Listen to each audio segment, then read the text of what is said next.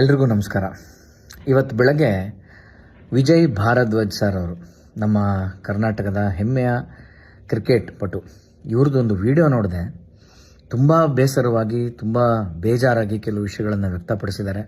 At the same time ತುಂಬ ಬೋಲ್ಡಾಗಿ, ತುಂಬ frank ಆಗಿ ಮಾತಾಡಿದ್ದಾರೆ.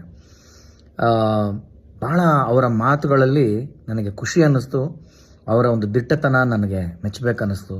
ಅಟ್ ದಿ ಸೇಮ್ ಟೈಮ್ ಈ ಒಂದು ನಮ್ಮ ಇಂಡಿಯನ್ ಕ್ರಿಕೆಟ್ ಅಥವಾ ಭಾರತ ಕ್ರಿಕೆಟ್, ಅದ್ರ ಬಗ್ಗೆ ಈ ಥರದ ಒಂದು ಚರ್ಚೆ, ಆ ವಿಡಿಯೋ ಇವತ್ತು ಬಂದಿರೋದು ಒಂದು ತುಂಬ ಐರನಿ ಅನ್ನಿಸ್ತು ನನಗೆ. ಕಾರಣ ಜೂನ್ 25, 1983, 1983ರಲ್ಲಿ ನಾವು ಭಾರತ ವಿಶ್ವಕಪ್ಪನ್ನು ಗೆದ್ದು ಕ್ರಿಕೆಟು ಲಾರ್ಡ್ಸ್ನಲ್ಲಿ ಕಪ್ಪೆತ್ತಿದಂಥ ಸುದಿನ.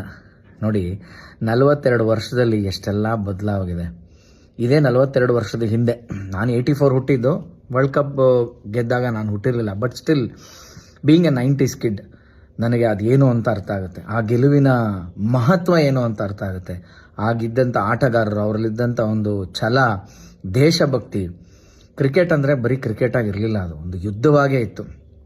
ಆ ಯುದ್ಧ ದೇಶ ವಿಶ್ವ ಈ ಥರ ಇತ್ತು. ಇವತ್ತಿನ ಥರ ನಮ್ಮಲ್ಲೇ ಕಿತ್ತಾಟ, ನಮ್ಮ ರಾಜ್ಯದಲ್ಲಿ ಇನ್ನೊಂದು ರಾಜ್ಯ, ನಮ್ಮ ಪ್ಲೇಯರ್ಸ್ನ ಇನ್ನೊಂದು ಪ್ಲೇಯರ್ ಅಣಗಿಸು, ಅವನ ಬಗ್ಗೆ ಇವನೇ ಮಾತಾಡೋ, ಈ ಥರ ಕ್ರಿಕೆಟು ಅವಾಗಿರಲಿಲ್ಲ.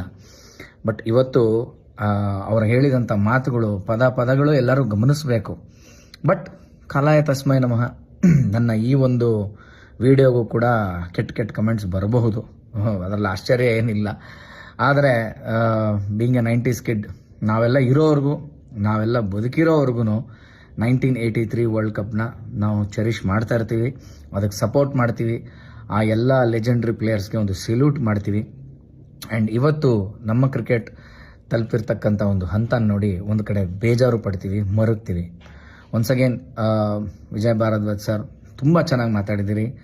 ಜಾನಿ ಸರು ನಿಮ್ಮ ಪಕ್ಕದಲ್ಲಿ ನಿಂತಿದ್ದಾರೆ. ಇಬ್ಬರಿಗೂ ಈ ಸಂದರ್ಭದಲ್ಲಿ ನಾನು ಧನ್ಯವಾದಗಳನ್ನು ಹೇಳ್ತಾ, hats off sir. Thank you.